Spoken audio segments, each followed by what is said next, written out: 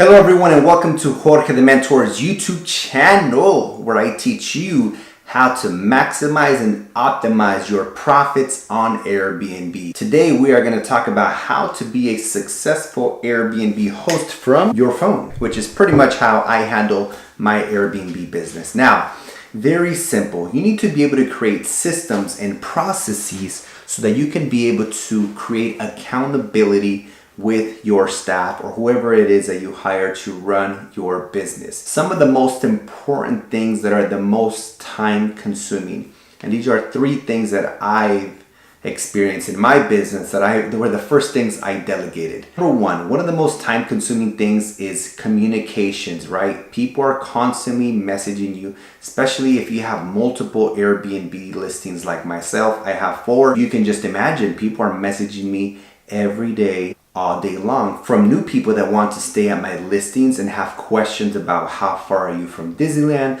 how far are you from Universal Studios, are there places to eat in the area, and there's all these questions. And then people message me and say, hey, I see that these days are available, but are these days available? Hey, can I get a discount? Which the answer is always no. Hi, do you allow parties or events in your area? Hi, how much is it if we have an extra 2 to 3 people? And so there's all these questions from people that might or might not stay all the time. Number 2, you have questions from people that are currently staying at your Airbnb listings, right?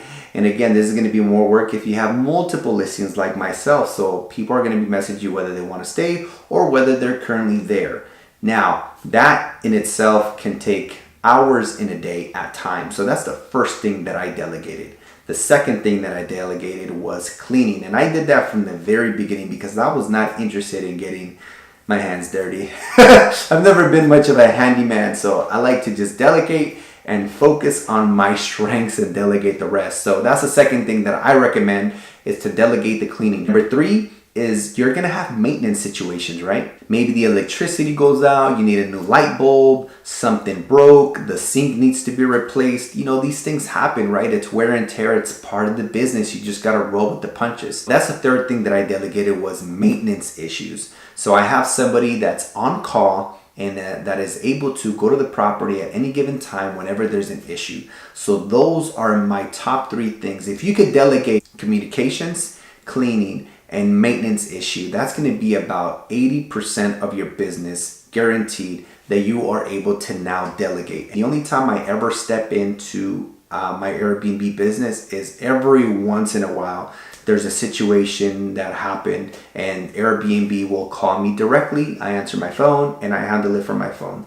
That's it. And every once in a while my staff says, hey Jorge, I've never had this question before, what should I respond? And then I say, hey, respond this.